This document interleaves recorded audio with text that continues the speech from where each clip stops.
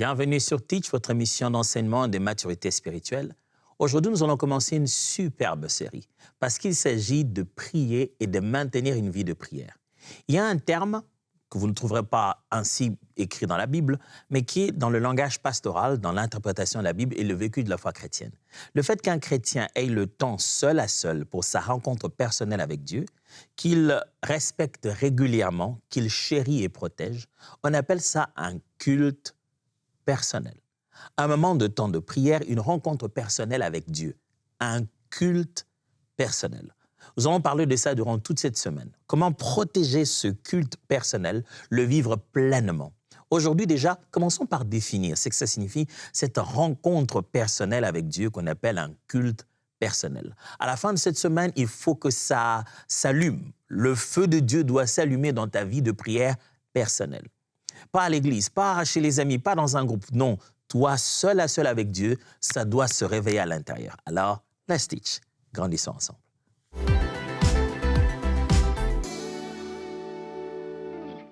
Le culte personnel. La première fois, moi, j'ai entendu ce mot, je l'ai lu dans un livre. Je dis, un culte personnel, ça signifie quoi? J'ai commencé à étudier et je me suis rendu compte que le mot existait déjà dans le corps du Christ. C'est juste pour rappeler le fait qu'on a notre culte devant Dieu, on a les rencontres chrétiennes, les assemblées, qu'on utilise aussi le mot culte. Certains utilisent peu le mot culte parce qu'il est quand même vieux pour certains endroits. Mais dans le milieu chrétien, lorsque tu t'assembles, toi, avec Dieu seulement, ça s'appelle rendre culte à Dieu, pas avec quelqu'un d'autre. Juste toi, en train de rendre culte à Dieu. Il ne s'agit donc plus d'un culte communautaire, corporatif, collectif, ni familial, ni domestique. Il s'agit d'un culte personnel, individuel. Toi, seul, dans la présence de Dieu. J'aimerais vous proposer une petite définition. Le but n'est pas que vous puissiez tout retenir, mais je tente de rassembler les éléments clés de la pensée d'un culte personnel pour que ça nous ouvre les yeux, afin qu'en exploitant ce sujet tout au long de la semaine, vous sachiez exactement de quoi je parle et comment rendre cela effectif. Définition alors. Le culte personnel est une rencontre où la parole éclaire, la prière répond, la louange ajuste et l'écoute ouvre l'esprit. Regardez bien, j'ai cité un certain nombre de choses. J'ai cité parole, prière, louange et écoute. J'ai cité 4 choses. Ce qu'on appelle un culte personnel, c'est un moment seul à seul, un temps de rencontre avec Dieu. C'est tout. C'est tout ce que vous pouvez retenir. Mais dans ce temps de rencontre, se passe un ensemble de choses. Et ces 4 en sont les résumés. Je ne dis pas que ce sont que ces 4 choses, mais ces 4 choses sont le résumé de ce qui se passe pendant ce moment, ce temps de rencontre. Comment on résume tout ça? 1, il y a la parole qui nous éclaire. La parole de Dieu est au centre. Deuxièmement, il y a la prière qui est au centre, donc on prie. Troisièmement, il y a la louange, on chante, on glorifie le Seigneur. Et quatrièmement, il y a l'ouverture, l'écoute de l'Esprit de Dieu. Vous avez vu, on a parlé aussi de la parole. C'est un temps de rencontre avec Dieu. Ça ne signifie pas que c'est un temps que de prière. Le culte personnel, ce n'est pas un moment de prière personnelle seulement. La prière personnelle fait partie du culte personnel. Entrons alors en détail pour comprendre pourquoi il y a autant d'éléments. N'oubliez pas, je parlais de la parole qui est claire, j'ai même parlé des temps de louange et j'ai parlé des temps d'écoute. Parce que quand on dit souvent culte personnel, nous, chrétiens, nous pensons à un temps où je ferme mes yeux, je m'agenouille, je parle pendant des heures, j'écris, je chante, je parle, et quand j'ai fini, j'ai dit, je viens de finir mon temps de culte personnel. Ça, vous avez juste fait un temps de prière personnelle. Mais il y a aussi un temps de louange. Dieu veut vous voir lui chanter et veut vous entendre glorifier son nom. Pas seulement débiter de longues demandes. Il veut vous voir prendre plaisir à lui chanter des louanges. Quand votre cœur chante des louanges à Dieu, même si vous n'êtes pas le plus beau, le meilleur des chanteurs, mais si, soit vous consommez, vous fredonnez, vous accompagnez ces temps de louange, votre louange en fait partie. Mais il y a aussi la parole de Dieu. Quand vous ouvrez la Bible, lisez pour nourrir votre foi chrétienne, c'est un temps de culte personnel. Ce n'est pas comme un temps où vous lisez un roman. Non, non, non. Vous êtes dans la présence de Dieu, en train de rencontrer Dieu. C'est l'un des moments forts où Dieu vous parle. Donc, c'est dans un culte personnel.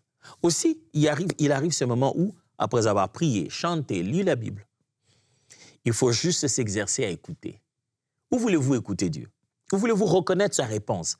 Vous avez passé autant de temps à parler avec lui. Et surtout si c'est une rencontre. C'est une rencontre, on appelle ça comme ça. Alors donc, si on l'a rencontré, on lui a parlé, il devrait aussi nous parler. Le culte personnel, c'est aussi un moment où on exerce sa sensibilité à l'écoute de Dieu. Voilà 5 choses que j'aimerais partager avec vous. Et chacune d'entre elles aura à chaque fois 3 manières précises de l'appliquer. Je me veux être très pragmatique avec vous. Parce que le sujet du culte personnel, on n'insistera pas assez que la vie d'un chrétien demande un temps où on s'arrête, on se consacre à Dieu. Matin, midi, soir, quel que soit le moment, je vais en parler plus tard, mais on se consacre à Dieu.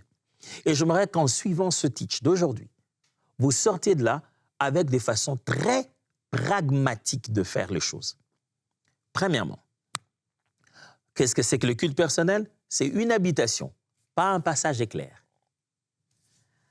Le culte personnel, c'est une habitation, une demeure plutôt. On vient demeurer. On vient s'installer.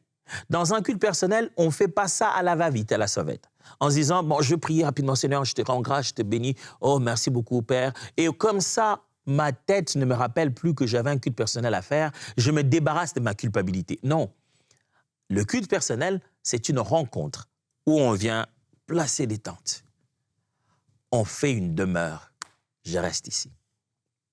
Je vais demeurer ici. Psaume 27, 4 dit, « J'ai présenté à l'Éternel un seul souhait. Je le répète constamment. Je voudrais habiter dans la maison de l'Éternel tous les jours de ma vie pour contempler la beauté du Seigneur, pour l'admirer dans sa demeure. » Waouh! Quelle belle demande du psalmiste ici. Ce psalmiste dit, « Je fais une seule demande à Dieu. Je vais rester ici. Je vais rester ici. » Alléluia. Bien-aimés, vous savez, c'est fantastique quand on est là dans sa présence, juste en train de le glorifier, de le louer. On veut oublier le temps. Les vagues, les vents viendront, mais je demeure ici. Le culte personnel n'est pas un passage. C'est une demeure, c'est une habitation. On vient pour rester. Ça veut dire qu'il n'y a pas de temps de finir. Quand on commence, on ne finira jamais. Non, je veux juste te dire qu'il n'y a pas de raison d'être à la hâte. Le culte personnel doit être un moment où on prend du temps aisément avec Dieu. Alors, comment faire? Je vous ai promis chaque fois d'être très pragmatique. Comment faire? 3 choses. Premièrement, le rendez-vous fixe. Si vous voulez que ce soit un temps où vous demeurez dans la présence de Dieu, il faut que ça soit dans votre agenda. Vous avez tout dans votre agenda. Vous avez votre première réunion, votre deuxième réunion, votre rendez-vous chez le coiffeur. Vous avez le rendez-vous de tout le monde dans votre agenda. Et le rendez-vous de la prière. Sans vouloir faire vraiment ma promotion, mon but à moi, c'est de juste vous rappeler quelque chose. Et puisque je l'ai déjà consigné quelque part, je préfère que vous puissiez aller voir là-bas. J'ai écrit un livre qui s'appelle Redéfinir, la louange, l'adoration et le culte. Et une des phrases fortes que j'ai écrites là-bas, ce que j'ai fait juste des punchlines, des grandes lignes, des pensées comme ça. J'en ai fait à peu près 21 comme ça, parce que je voulais en faire 350, c'était 365 plutôt. Mais c'était trop et je voulais en faire très peu. Et il y a une des phrases fortes que j'ai dit là-bas. Je dis, on ne prie pas après avoir tout fait, mais on fait tout pour prier. C'est-à-dire que ne mettez pas la prière au bout de votre emploi du temps en disant « je fais tout ce que j'ai à faire, après le temps qui me restera, je vais prier ». Non. Fournissez plutôt tous les efforts possibles dans votre vie pour prier. Alors mettez un rendez-vous à la prière. Que dans votre agenda, il y a un endroit qui s'appelle « prier ». Et c'est son heure. L'heure doit être connue. Deuxièmement, la bulle dans le bruit. Qu'est-ce qu'il faut faire pratiquement? Même quand vous êtes entouré de bruit, trouvez une façon de créer votre propre bulle. Deux fois, ça tombe en plein milieu d'un temps où vous êtes encore dans le bus. Mettez vos écouteurs, restez dans la louange, dans la musique. Vous pouvez, au milieu des bruits, au milieu d'une famille où il n'y a presque jamais du temps, il y a toujours quelqu'un qui te dérange, tu peux créer ta propre bulle dans le bruit. Je me souviens au début de ma foi, je venais 2 fois à l'église et tellement qu'il y avait des bruits à gauche à droite et les gens se dérangeaient avant qu'on commence la prière, Je faisais carrément comme Élie. Je prenais ma tête, je mettais entre mes jambes.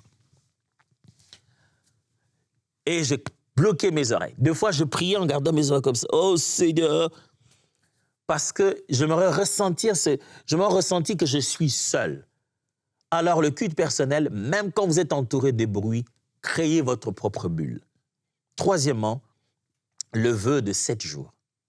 Si vous voulez commencer un jour, un temps de prière, transformer votre vie de prière, faites un vœu, une décision de le faire 7 jours successifs. Seulement. C'est le point de départ. Ne commencez pas en vous disant « Ouais, je ne sais pas si je pourrais. » Non. Faites un vœu devant Dieu en disant « Seigneur, je le décide. Les 7 prochains jours, consécutivement, je vais faire un culte personnel. » C'est le point de départ de vous réapprendre comment demeurer dans la présence de Dieu. Alors, deuxième chose, j'ai dit que le culte personnel, c'est une habitation et non pas un passage éclair. Deuxième chose, un choix, la bonne part de la parole. On est en train d'apprendre c'est quoi un culte personnel. J'ai dit on vient pour demeurer. Et je dis c'est aussi un choix. Un choix de choisir la bonne part de la parole. Vous vous souvenez de cette phrase, n'est-ce pas? Marie a choisi la bonne part qui ne lui sera pas ôtée. Un culte personnel, c'est faire le choix de la bonne part. Et il y a la télé, il y a les réseaux sociaux, pour ne pas tous les citer ici, il y a tellement de raisons, il y a beaucoup de choses qui auraient pu prendre notre attention. Mais le culte personnel, c'est le moment où on montre à Dieu que je choisis la bonne part.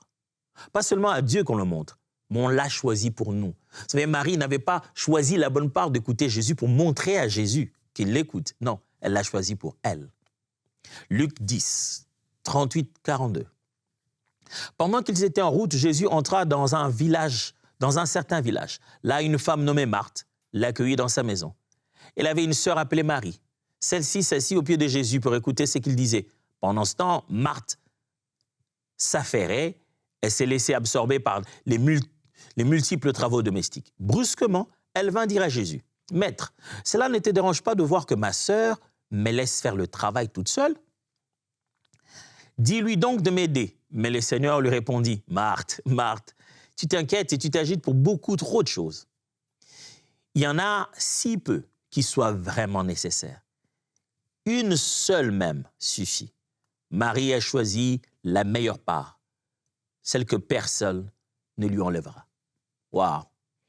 On peut nous enlever à manger, on peut nous enlever beaucoup de choses, mais ce que nous recevons dans la parole de Dieu, écoutez le Maître, personne ne peut l'enlever. Frères et sœurs, le temps du culte personnel, c'est choisir la bonne part. Regardez, le temps que vous passez devant la télé, le temps que vous passez devant votre ordinateur, devant votre téléphone, ce n'est pas la meilleure part. C'est beaucoup de choses. Aller sur TikTok, aller par-ci, par-là, chercher des informations sur Facebook, être à l'affût de l'intelligence artificielle, c'est bien. Mais il y a une chose, une seule vraiment suffit. C'est être au pied du Maître pour l'écouter. Le culte personnel, c'est le choix de la bonne part. Que faire en pratique? 3 choses. A. Il y a l'abréviation SOAP. C'est de l'anglais, mais vous allez bien vous en souvenir. Ça tient pour S pour Scripture, O pour Observation, A pour Application et P pour Prayer. Ça veut dire ceci, ce temps-là que tu choisis la bonne part, tu dois y mettre les Écritures pour Scripture. Observation, c'est-à-dire pour l'observation, prends le temps d'observer le contenu de la parole de Dieu. Ne le lis pas pour juste te dire « Ah, j'ai lu comme ça, je n'ai pas péché d'avoir manqué de lire la parole. » Non, observation. 3, A pour application, c'est-à-dire tu lis les Écritures, tu l'observes, mais tu te dis comment je veux l'appliquer. Le but du culte personnel, c'est de transformer la parole, d'amener la parole dans notre homme intérieur pour la rendre pratique. Tu peux revenir sur la prédication du dimanche, revenir sur un enseignement, revenir sur une prédication, mais tu dois avoir les Écritures, les observer et penser à l'appliquer. Et P tient pour prayer, qui signifie prière. Après avoir pris les Écritures, observé les Écritures, appliqué les Écritures, prier. Deuxième chose que vous pouvez faire, c'est une vérité, une question, une prière. La parole de Dieu est devant vous. Souvenez-vous, c'est choisir la part d'écouter le Seigneur dans sa parole. Tirez-y une vérité. Posez-y une question et faites-en une prière. Vous n'avez pas besoin de tout faire. Quand vous lisez la parole, quand vous revenez sur la prédication du dimanche de la semaine, quelle est la vérité fondamentale que vous tirez? La partie que vous avez le plus touchée, mettez-vous face à cette vérité-là. Et posez-y une question à Dieu en disant, OK, Seigneur, si c'est ça le texte, si c'est ça la vérité, comment ça s'applique pour moi? Est-ce que ça signifie dans mon cas que je devrais faire ceci ou cela? Après, prier. Ce petit moment-là est en train de fixer quelque chose d'important dans ton cœur que personne ne pourrait jamais t'ôter. Ce n'est ni la distraction qu'il y a eu dans la louange le dimanche, ni un matériel qui n'a pas marché. Ça, là, tu es en train de prendre la bonne part que personne ne pourra te ôter. Ni un protocole qui t'aurait énervé, ni un membre de la sécurité. Ça, tu t'assieds toi-même au pied du maître et tu consommes directement. Troisièmement, ou C, lecture à voix haute. Souvenez-vous que je suis en train de parler ici de comment choisir la bonne part, justement, au travers de culte personnel. Le culte personnel, c'est une habitation, on est là pour y rester. On ne le fait pas ça à la sauvette, ni à la va-vite. Le culte personnel, c'est aussi un choix de choisir la bonne part, c'est-à-dire d'écouter la parole de Dieu, de ruminer les Saintes Écritures. Et pour ça, j'ai dit, apprendre à lire à voix haute. Quand vous êtes dans votre temps de culte personnel, ce n'est pas juste pour regarder les textes et le lire mentalement. Lisez-le. Il me ramena vers la porte extérieure du sanctuaire du côté de l'Orient, mais elle était fermée. Et l'Éternel me dit, lis à voix haute, écoute la parole de Dieu. Ce que tu écoutes là dans ton moment de méditation, personne ne pourra jamais te le voler. On est toujours dans la question, c'est quoi le culte personnel? Premièrement, c'est une habitation, non pas un passage. C'est le choix de la bonne part dans la parole de Dieu. Troisièmement, c'est une réponse humaine dans une conversation avec Dieu. C'est une réponse humaine dans une conversation avec Dieu. Lorsqu'on est dans un culte personnel, on est en train d'échanger avec Dieu. On est en contact, en conversation avec Dieu. Dieu, à son temps, il va parler, entre autres à travers les Écritures qu'on a lues. Mais dans cette conversation, dans cette vie, qui n'est pas seulement le temps de la prière, qui est toute cette conversation de la vie, il y a un moment où nous devons nous répondre. Et le culte personnel, c'est l'un des moments forts où l'homme prend rendez-vous avec Dieu et dit « Je veux répondre à ton amour, je veux répondre à ta grâce, je veux répondre à ta bonté. » Actes des Apôtres, chapitre 9, versets 10 à 15. Or, à Damas vivait un disciple nommé Ananias. Le Seigneur lui apparut dans une vision et lui dit « Ananias, me voici, Seigneur, répondit-il. J'écoute. » Et le Seigneur lui dit « Lève-toi. Tu vas te rendre tout de suite dans la rue qu'on appelle la rue droite. Renseigne-toi où est la maison de Judas et demande à voir un nommé Saul, originaire de Tarse. Tu le trouveras en train de prier et tu le trouveras en train de prier. Or, dans une vision, il vient d'apercevoir un homme du nom d'Ananias entrer chez lui et lui imposer les mains pour lui rendre la vue. Mais, Seigneur, répliqua Ananias, j'ai beaucoup entendu parler de cet homme et de plusieurs côtés. On m'a dit tout le mal qu'il a fait au tien à Jérusalem. De plus, je sais qu'il est venu ici muni de plein pouvoir signé par les chefs des prêtres et l'autorisant à arrêter tous ceux qui invoquent ton nom. Mais le Seigneur lui dit, va, car c'est précisément cet homme que je me suis choisi comme serviteur pour faire connaître mon nom aux nations et à leurs rois aussi bien qu'aux Israélites. Vous imaginez ça? Un homme, un disciple appelé Ananias, le Seigneur lui est apparu. Pendant son temps où il est en train de prier, il est seul, le Seigneur lui apparaît et il lui révèle tellement de choses au sujet d'Ananias et au sujet de Paul. Regardez la conversation. Dieu parle, Jésus parle à Ananias et Ananias répond. C'est vraiment une conversation. Mes amis, si vous voulez apprendre à répondre à Dieu, vous devez apprendre à mettre de côté un temps pour lui répondre. Parce que Dieu nous parle des fois à des moments où on ne sait pas répondre. Tu tu réponds dans ta pensée, mais tu paraîtrais fou si tu utilisais des paroles à ce moment-là. Les grandes conversations que Dieu a eues avec des leaders, c'est seul à seul. Dieu parle et ils ont l'occasion de répondre. Regardez Ananias ici. Dieu parle et il dit, mais Dieu, tu sais, on m'a dit que cet homme-là, il n'est pas vraiment... Et il y a une conversation, il y a de l'échange. Mon frère, ma sœur, tu grandiras dans ta vie spirituelle quand tu sais échanger avec Dieu et tu réponds aussi. Comment? A. Gratitude. Si le culte personnel, c'est un moment où l'homme répond à Dieu et à son amour dans cette conversation, il répond comment? Premièrement, par la gratitude. C'est une des choses qui rend la vie de prière difficile chez les chrétiens. Ils se disent, je vais faire quoi? Je vais commencer par où? Je vais répondre à Dieu dans la prière, ok, mais je fais quoi, pasteur? J'en parlerai plus tard. Il y a certains types de personnalités qui ont du mal à tenir une conversation pendant longtemps parce qu'ils ont tendance à résumer les choses. C'est dit, Dieu, je suis venu avec 3 points. 1, 2, 3, 4. Il a fait un long... Il a résumé beaucoup de choses en 3 minutes. Il s'est dit, bah après, on continue à dire quoi? Si tu ne sais pas quoi dire dans la prière, commence par dire merci. Commence par t'arrêter et dire, mon Dieu, que serais-je devenu sans toi? Ça marche toujours, la gratitude. Ça ouvre les portes de sa présence. Deuxièmement, prière en marche. Si tu ne sais pas quoi faire pendant le temps de prière, comment converser avec Dieu, apprends à prier en marchant. Utilise tes pieds, ton corps, marche, bouge. Si tu ne sais pas comment rester longtemps dans la présence de ce Dieu, des fois c'est la position qui rend la conversation difficile. Alors, sens-toi libre dans tes mouvements. C'est liste de 5 prénoms. Si tu ne sais pas comment réellement tenir cette conversation avec Dieu, fais une petite liste où tu mets 3 prénoms des personnes pour qui tu dois prier. Le temps que tu prendras à ouvrir ton cœur devant Dieu, à parler d'une personne, après une autre, ça va réellement te prendre le temps de prier dans la présence de Dieu. Le culte personnel est une réponse dans la conversation avec Dieu. On va parler de quoi dans cette conversation? On va exprimer la gratitude.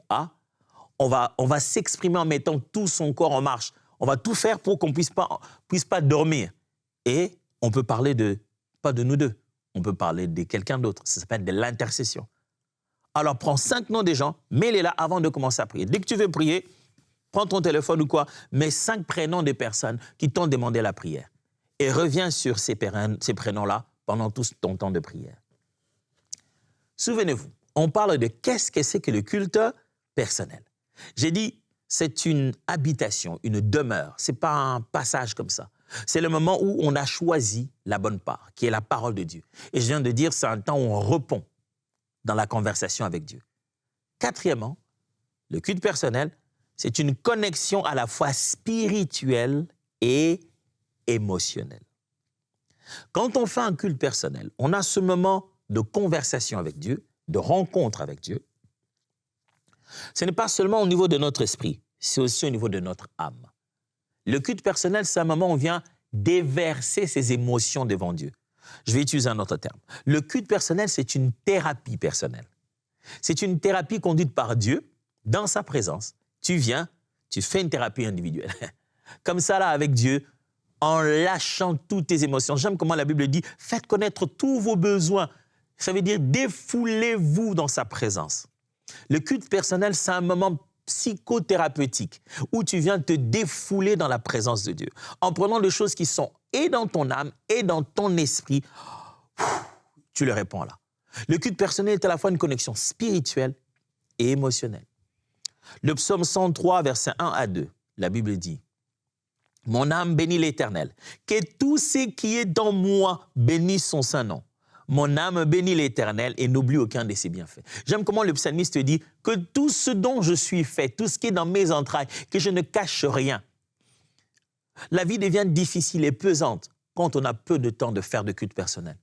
On porte alors nos fardeaux émotionnels et spirituels parce qu'on n'a pas le temps de venir les abandonner. Comment on fait? Pratiquement. Pasteur, c'est bien, mais on fait quoi? Voilà. A. Fais-toi ce petit plan. A. 2 chants plus 3 merci. Ça va? Dis-toi comme ça. Je vais ouvrir mon cœur devant le Seigneur. OK. Je vais au moins écouter 2 chants. Ou chanter si tu le peux. Mais 2 chants, écoute. Pourquoi? Les cantiques ont une connexion émotionnelle très forte. Ça te permettra d'exprimer tes émotions. C'est pour ça, le cantique que tu aimes le plus ces derniers temps-là, joue-le souvent encore avant de commencer à prier. Après ça, dis-toi, je dois dire merci à Dieu pour 3 choses. Enquête des détails de chacune de ces choses pour lesquelles tu dois exprimer ta gratitude. Tu vas commencer à ouvrir la vanne de tes émotions. B. Les psaumes en écho. C'est-à-dire, lire les psaumes te permet d'utiliser la façon dont David exprimait ses émotions pour que tu exprimes aussi les tiens. Lis les psaumes ou même écoute les psaumes. Dans les psaumes, David est très expressif. Ça te permet à toi aussi d'être très expressif. Et c'est journal des traces de Dieu. Une des choses à faire dans ce moment où on veut une connexion à la fois spirituelle et émotionnelle, c'est d'apprendre à écrire. N'oubliez pas, c'est un culte personnel, pas seulement de la prière personnelle. Apprends à écrire les choses que Dieu a déjà faites. Dans quoi tu as vu la main de Dieu pendant ce mois, pendant cette année? Dans quoi je vois Dieu opérer? Seigneur, je sens que cette épreuve, tu es derrière. Je sens que cette situation, c'est toi qui es en train de tout organiser.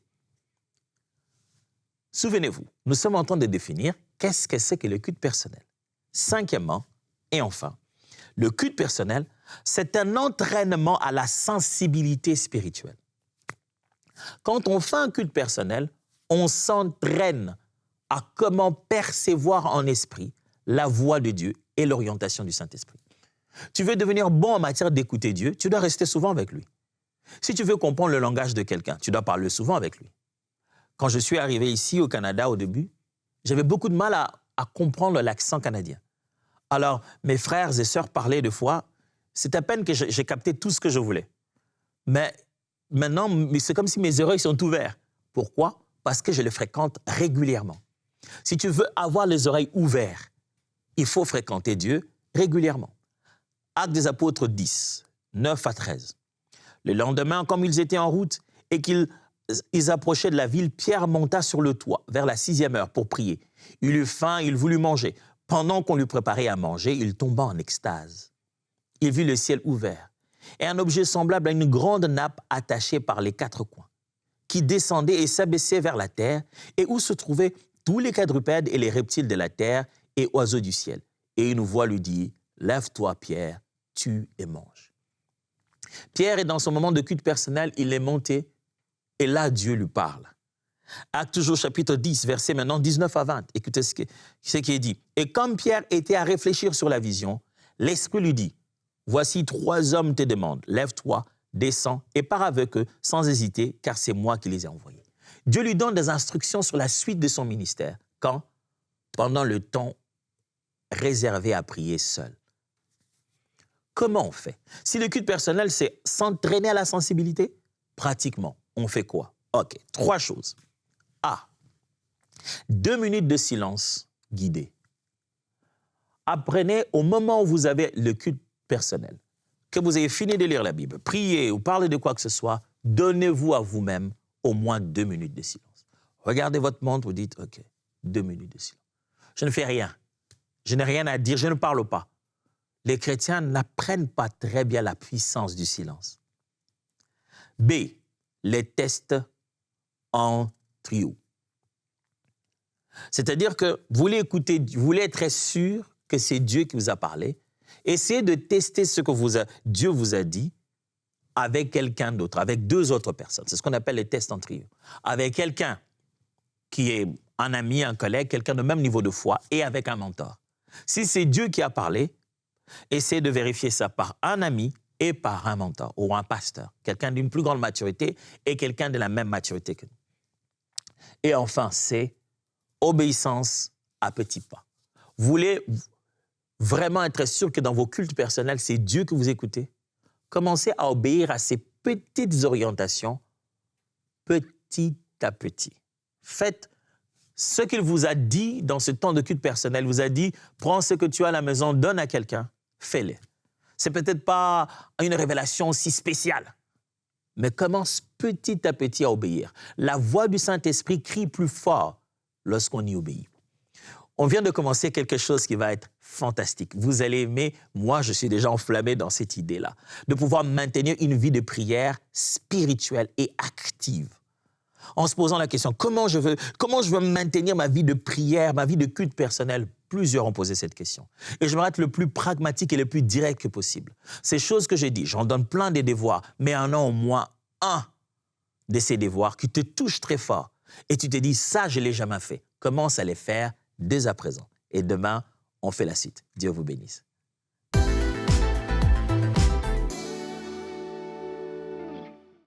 Bonjour à tous, je m'appelle Xaviera, j'ai 24 ans et je vais très vite expliquer comment j'ai été guérie à travers l'émission Prière Inspirée. Donc il faut savoir que moi j'ai toujours souffert de règles douloureuses, mais vraiment toujours depuis que je m'en souvienne. Et ce jour-là c'était le 13 février, c'était mon premier jour de règles du mois et ça me faisait vraiment souffrir. Donc j'avais commencé à prier le matin pour ça, pour que le Seigneur m'en délivre. Je priais, je lui demandais qu'il me sorte de là, qu'il me délivre parce que j'en pouvais plus.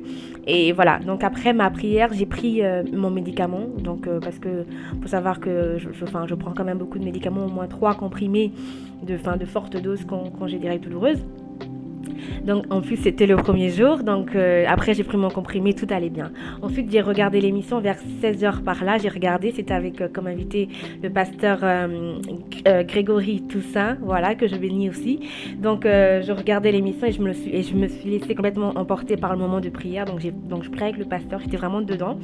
Et ensuite j'ai entendu comment le pasteur Jérémie a dit que je vois quelqu'un avec des règles douloureuses qui a vraiment mal et que c'est par là qu'on l'attaque. Donc si cette personne est là, qu'elle fasse cette prière avec moi. Donc j'étais vraiment choquée, je pleurais parce que le Seigneur venait de répondre à ma prière. Donc gloire à Dieu. Donc j'étais vraiment choquée. Donc j'ai fait ce que le pasteur a dit, j'ai pris en même temps que lui. Et il faut savoir que depuis ce moment-là, après la prière, j'ai plus repris de médicaments pour les règles douloureuses. Parce que d'habitude je prenais 3 comprimés le même jour. Mais là j'ai plus repris de médicaments, j'ai plus eu mal et j'ai plus repris de médicaments. Amen. Donc vraiment gloire à Dieu pour ce qu'il a fait ce jour-là, parce qu'il a répondu à ma prière et il m'a délivré de mes douleurs. Amen. Soyez bénis. Si vous êtes comme moi, entendre ce genre de témoignage doit vous réjouir. Et si dans votre cœur vous vous dites « mais moi aussi j'aimerais pouvoir contribuer, pouvoir participer, avoir encore plus de vie, être changé, j'aimerais être aussi partenaire, mais que c'est un pas de foi à faire pour vous », eh bien je vous encourage à mettre votre foi en Dieu, celui qui vous comble de toute grâce, qui pourvoit afin de satisfaire à tous vos besoins et qui donne aussi en abondance pour toute œuvre bonne. Alors si dans votre cœur vous avez le désir de pouvoir devenir un partenaire de MCI, eh bien faites confiance à Dieu, mettez votre confiance en lui. Et je vous encourage maintenant, je vous invite à pouvoir aller sur emcitv.com/don pour rejoindre la grande famille des partenaires qui donnent pour voir des vies être transformées. Dès maintenant, rejoignez la famille des partenaires qui donnent pour voir des vies transformées partout dans la francophonie. Pour faire votre don, rendez-vous sur emcitv.com/don.